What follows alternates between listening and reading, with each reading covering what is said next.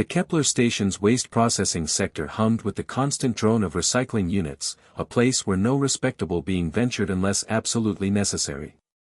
Here, among the refuse and forgotten machinery, Valora huddled behind a corroded coolant pipe, her chitinous shell dull with grime and her 4 arms wrapped protectively around her trembling form. The Zephyrians had been the galaxy's janitors for centuries, their exoskeletons perfectly adapted for handling toxic waste and their multiple limbs ideal for complex sorting tasks. But when the cosmic plague had swept through their homeworld 3 years ago, survivors like Valora became pariahs, living reminders of contamination, even though medical scans proved them clean. She pressed her compound eyes shut as footsteps echoed through the sector. Another security sweep.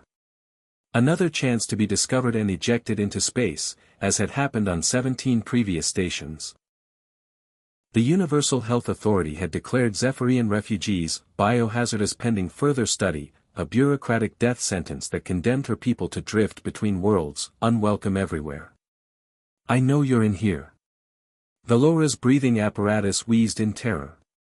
The voice was human, speaking Standard Galactic with a slight Terran accent.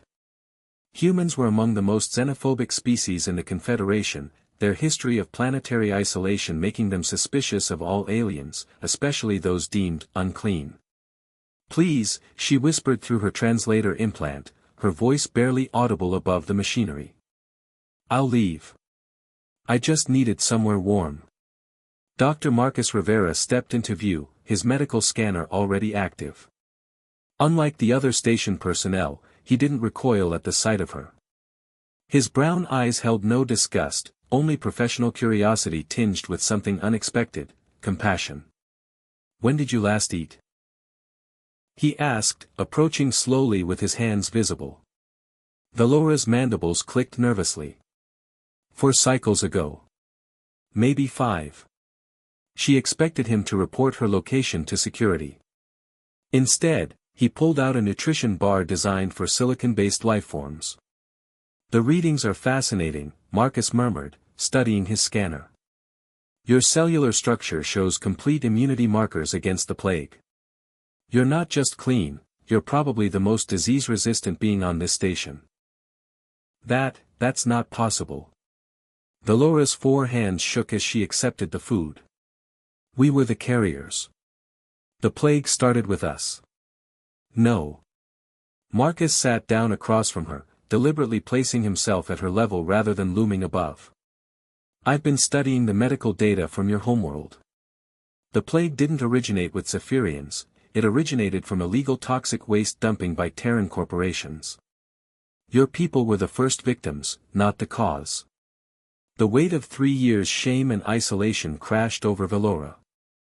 She had believed the lie, internalized it, accepted that her mere existence contaminated others. Her shell plates rattled as suppressed sobs racked her frame. "The irony," Marcus continued gently, "is that Zephyrian physiology adapted so quickly that survivors like you carry antibodies that could prevent future outbreaks. You're not a plague carrier, you're potentially the cure." He stood and extended his hand, palm up in the universal gesture of assistance. "I'm presenting my research to the Galactic Medical Council next week. But first, you need proper food, medical attention, and somewhere safe to stay." Valora stared at the outstretched hand. No being had offered her voluntary contact in years. Slowly, she reached out with one of her 4 arms, her chitinous fingers touching warm human skin. "Why?" she whispered. "Why help me when everyone else sees only filth?" Marcus helped her to her feet, his grip steady and sure. "Because I see what you truly are, a survivor, a repository of crucial medical knowledge, and most importantly, a sentient being deserving of dignity." As they walked together toward the medical bay, Valora felt something she hadn't experienced since the plague: hope. Behind them, the waste processing sector continued its endless cycle, transforming refuse into something useful, not unlike what Dr. Rivera had just done for her.